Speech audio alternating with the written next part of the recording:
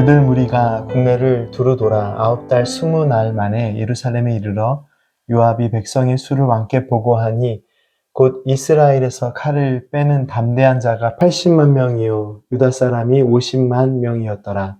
다윗이 백성을 조사한 후에 그의 마음에 자책하고 다윗이 여호와께 아뢰되 내가 이 일을 행함으로 큰 죄를 범하였나이다.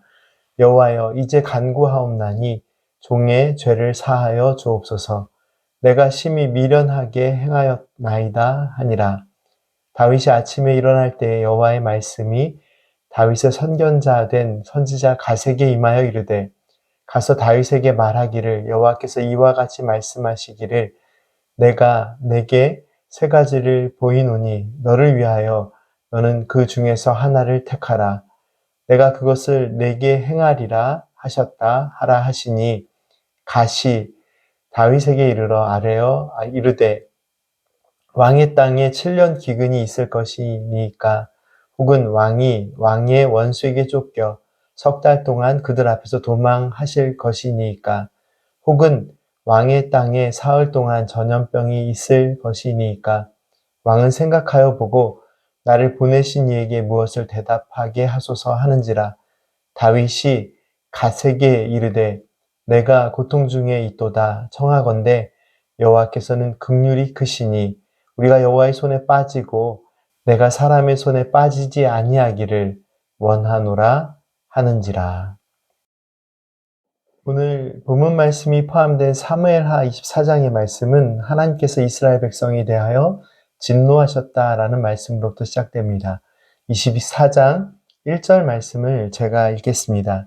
여호와께서 다시 이스라엘을 향하여 진노하사 그들을 치시려고 다윗을 격동시키사 가서 이스라엘과 유다의 인구를 조사하라 하신지라.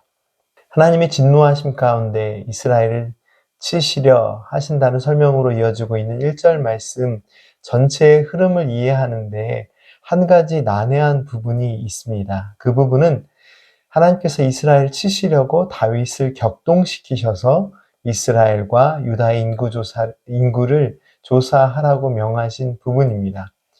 말씀의 의미를 다시 한번 깊이 살펴볼까요?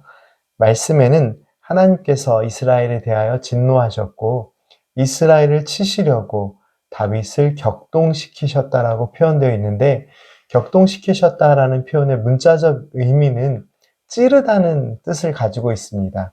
의역하면 그렇게 하도록 충동하셨다, 그렇게 행하도록 만드셨다라는 의미로 해석할 수 있습니다. 그런데 말씀을 잘못 이해하면 하나님께서 다윗을 잘못된 행동으로 이끄셨다라고 해석할 수 있는데 말씀을 조금 더 신중하게 살피고 그 뜻을 이해해 보면 다윗을 격동시키셨다라는 말씀의 이 깊은 의미는 다윗이 바른 판단을 하지 못하는 상태에 있을 때 그냥 그대로 두셨다라는 의미입니다. 다시 말해서 하나님께서 다윗이 범죄하도록 그를 이끄셨다라는 의미가 아니라 이미 잘못된 판단과 죄악된 길 위에 있던 다윗을 그냥 그 상태로 두셨다라는 의미입니다. 이후에 다윗이 행한 행동은 인구조사입니다. 하나님의 뜻을 벗어나서 행하려고 했던 그 뜻이 인구조사였습니다. 그 계획에 대해서 하나님께서는 진노하셨으나 일단 그 계획대로 실행되도록 그대로 두셨다라는 의미로 본문의 말씀을 이해하는 것이 맞습니다. 다윗의 인구조사는 어떤 면에서 잘못된 행위일까요? 다윗은 나라가 점점 부강해짐에 따라 하나님의 뜻을 벗어나서 자신의 권력이나 자신이 소유한 힘을 의지하는 잘못된 행동을 보여줍니다. 다윗은 하나님만을 온전히 신뢰하고 하나님만을 의지하는 대신에 자신이 통치하고 있는 나라의 힘이 얼마나 강대해졌는지를 확인하고 싶었습니다. 그래서 인구조사는 단순히 이 나라에 얼마나 많은 백성들이 살고 있고 또 그 백성들을 어떻게 잘 다스릴 수 있는지를 고민하기 위해 보다 조직적이고 또 행정을 잘 살피기 위해 실시한 것이 인구조사가 아니었습니다. 자신이 통치하는 나라의 힘을 확인하고 싶었고 그 중심에는 하나님만을 의지하는 겸손함이 아닌 자신이 소유한 힘을 확인하고 싶은 교만의 마음이 먼저 있었습니다. 하나님께서는 하나님의 백성된 이스라엘이 하나님만을 신뢰하지 못하고 자신들의 힘과 소유를 확인하려고 했던 그 인구조사에 대하여 진노하신 것입니다.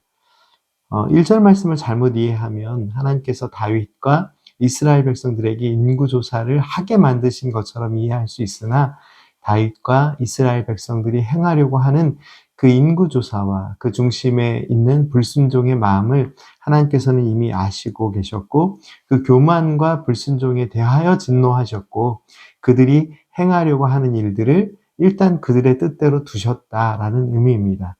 다시 말해서 그들의 악행을 미리 아시고 하나님께서는 진노하셨고 또 그 진노하심 가운데서 그들의 불순종의 일들을 지켜보셨다라는 의미입니다.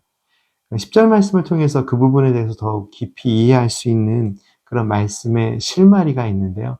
다윗은 인구조사를 마치고 나서 그 마음에 자책하며 하나님께 큰 죄를 범하였다라고 회개하고 있습니다.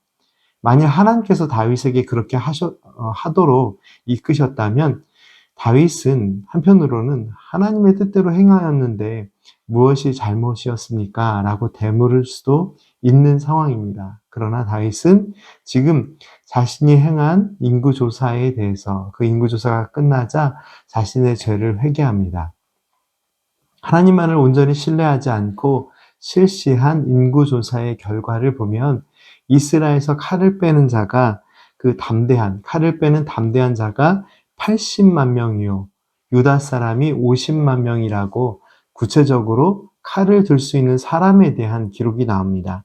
하나님의 뜻을 온전히 따르지 않고 하나님의 뜻보다 먼저 앞선 자신의 생각이나 판단이 있었고 또한 하나님만을 온전히 신뢰하지 못했던 그런 생각들이 그런 인간의 마음들이 있었음을 오늘 이 말씀을 통해서 확인할 수 있는 것이죠. 사랑하는 성도 여러분, 하나님의 진노하심을 일으키는 그 죄악된 생각의 시작에는 하나님만을 신뢰하지 못하는 불신앙이 있습니다. 그 결과 하나님께서는 불신앙에 대하여 진노하시고 징벌을 내리셨습니다. 잘못된 목적과 동기를 가지고 인구조사를 실시했던 다윗과 그 백성들에 대해 공의로운 하나님의 구체적인 심판이 있음을 말씀은 기록하고 있습니다.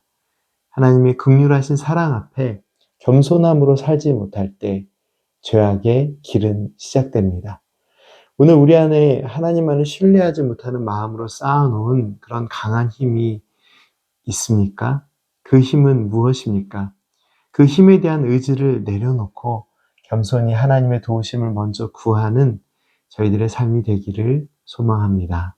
함께 기도드리겠습니다. 사랑의 하나님, 저희들의 교만이라는 올무에 걸려 넘어지지 않게 하시고 늘 선하신 뜻 가운데 사랑과 긍휼로 함께 하시는 주님만 의지하며 살게 하옵소서. 예수님의 이름으로 기도드립니다. 아멘.